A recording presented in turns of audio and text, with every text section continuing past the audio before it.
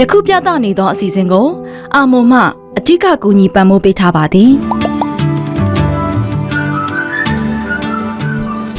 ဥရုရာသီစိုက်ပျိုးရေးအစီအစဉ်ကိုအစဉ်တစိုက်အားပေးနေကြတဲ့ပရိသတ်များအားလုံးကိုမင်္ဂလာပါလို့နှုတ်ဆက်လိုက်ပါတယ်ရှင်။ယခုအစီအစဉ်မှာတော့ဦးကြီးတို့အတွက်စိုက်ပျိုးရေးဆိုင်ရာမွေးလေဝသအခြေအနေများကိုတင်ပြပေးပြီးအကြံပြုချက်များကိုလည်းတစ်ခါတည်းဝင်မျှပေးသွားမှာပဲဖြစ်ပါတယ်ရှင်။ချမ်းပြည်နယ်နဲ့ကယားပြည်နယ်တို့မှာတော့မြူနင်းများကြာဆင်းခြင်းနဲ့အချို့နေရာတွေမှာမွေးရသွန်းမှုများလည်းရှိလာနိုင်ပါတယ်ရှင်။ဒါကြောင့်ကုစုရိတ်သိမ်းနေတဲ့ပဲစင်းကုန်တီးနယ်နဲ့တူးဖော်ကနေချက်သွန်များဆုံးရှုံးမှုများမရှိစေရန်ကြိုတင်ပြင်ဆင်မှုများကိုပြုလုပ်ထားရပါမယ်ရှင်။မြူနင်းကြာဆင်းခြင်းနဲ့အခြေခံမှုမွေးရသွန်းမှုကြောင့်တီးနယ်ပင်တွေမှာယောဂများပုံဆိုးဝါးလာနိုင်တာကြောင့်တူးဖော်ကနေချက်သွန်ခင်းများနဲ့အသီးကုဆုနေရတဲ့စတော်ဘယ်ရီစိုက်ခင်းများစိုက်ပျိုးထားတဲ့ခရမ်းချင်အာလူခေါ်ပီသီးနှံများမှာမှုယောဂအဝယ်စည်းများကိုကြိုတင်ဖြန့်နှံ့တင်ပါတယ်ရှင်။မွန်ပြည်နယ်နဲ့ကရင်ပြည်နယ်တို့မှာတော့နေအပူချိန်များအမြင့်မားနေပြီးခရမ်းလူရောင်ကြီးလည်းမြင့်နေရကြောင်းညနေဘက်ကွေးစင်းချင်းလုပ်ငန်းစဉ်များကိုနေမှသာလုပ်ဆောင်ကြဖို့အကြံပြုပါရစေရှင်။ရေသိမ်းကနေမက်ပဲပဲတိစိစိုက်ခင်းများအတွက်လည်းရာသီတို့အခြေအနေဖောက်ပြန်မှုများလည်းရှိလာတတ်တာကြောင့်ဆုံးရှုံးမှုများမရှိစေရအထူးသတိပြုရမယ့်ကာလပဲဖြစ်ပါတယ်ရှင်။စကိုင်းတိုင်းမှာတော့အပူချိန်မြင့်ပြီးနက်နက်ခင်းမြူနေများကျနိုင်တယ်လို့စကိုင်းတိုင်းအထက်ပိုင်းမှာရွာသွန်းမြတ်ထက်ပိုပြီးတချုံမှုများနိုင်ပြီးစကိုင်းတိုင်းအောက်ပိုင်းမှာတော့ရွာသွန်းမှုထက်ရောကျနိုင်ပါတယ်ရှင်။ဒါကြောင့်ရိတ်သိမ်းနေတဲ့တီးနှံများကိုမြင့်မြင့်ဆက်ဆက်ရိတ်သိမ်းရန်နဲ့တီးနှံဆိုင်ခင်းများကိုရေသွေးရထုတ်ကအောင်များများကိုတိကျပြင်ဆင်ထားရလိုအပ်ပါတယ်ရှင်။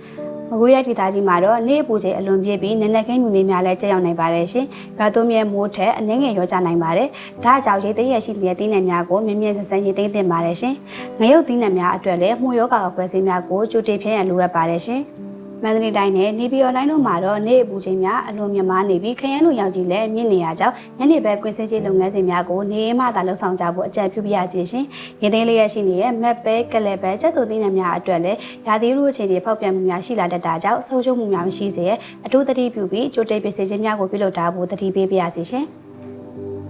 AR တိုင်းပဲခူးတိုင်းနဲ့ရန်ကုန်တိုင်းတို့မှာတော့ပုံမှန်အားဖြင့်တတရရှိနေပါတယ်ရှင်။ရုတ်တရက်နေရာကွက်ကြားမှုအနှဲငယ်ရွာသွန်းနိုင်တဲ့အတွက်တိနဲ့ပင်များမှုရောဂါကြရောက်မှုဖြုတ်ပိုးကြရောက်မှုများလည်းအထူးသတိထားရပါမယ်ရှင်။အထူးသဖြင့်ကာယိုဒန်နဲ့ဒီကက်နေတဲ့ဒေသတွေမှာခရမ်းလိုရောင်ကြီးမြင့်မာမှုကြောင့်တိနဲ့ပင်တွေမြေစီလာတွေအတွက်ပြဿနာရှိနေပါတယ်ရှင်။အရွက်လောင်ကြီးအပင်ညှိုးသေးခြင်းများလည်းဖြစ်ပွားစေနိုင်တယ်လို့ရေရှည်မှာမြေကြီးရဲ့ချင်းငန်တက်ပြောင်းလဲလာကမြေငယ်ဖြစ်သွားနိုင်ပါတယ်ရှင်။ဒါကြောင့်ဂျစ်ဆာကြောင့်မှုမြေရောစာကိုလည်းတိနဲ့ပင်မဆိုင်ကေထက်သွင်းပေးဖို့တိုက်တွန်းလိုပါတယ်ရှင်။အပင်မှာဘက်တီးရီးယားနဲ့မှုယောဂဖြစ်ပွားနေတာကြောင့်တီးနယ်ပင်များကိုလည်းကြည့်ရှုစစ်ဆေးပြီးလိုအပ်ပါကဆေးပြခြင်းများကိုပြုလုပ်ဆောင်ရွက်ရပါမယ်ရှင်။နေလိုပြင်းတဲ့အတွက်အပူချိန်သက်သာစေရဲ့လေယာနှောင်ငန်းဝင်အတွင်းဝင်ရောက်လောက်ကင်တဲ့အခါနေရာကောက်ွယ်နိုင်တဲ့အဝတ်ထည်များကိုဝတ်ဆင်ပြီးလှုပ်ဆောင်ကြဖို့တိုက်တွန်းလိုက်ပါရစေရှင်။အခုဆိုရင်တော့တနင်္ဂနွေရဲ့ဥရုရာသီစိုက်ပျိုးရေးအစီအစဉ်က2026ခုနှစ်မတ်လ9ရက်နေ့စနေနေ့အတွက်မိုးလေဝသအခြေအနေနဲ့တောင်သူနယ်သမားများအတွက်စိုက်ပျိုးရေးဆိုင်ရာအကြံပြုချက်များကိုတင်ပြပေးခဲ့တာပဲဖြစ်ပါတယ်ရှင်။တနင်္ဂနွေရဲ့မြန်မာနိုင်ငံကစိုက်ပျိုးရေးကိုအထူးထားနိုင်ငံဖြစ်တဲ့အတွက်တောင်သူနယ်သမားဦးကြီးများအနေနဲ့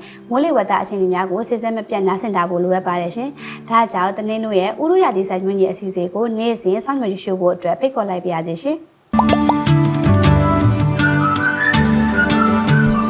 ။ယခုပြသနေသောအစီအစဉ်ကိုအာမွန်မှအထူးကူညီပံ့ပိုးပေးထားပါသည်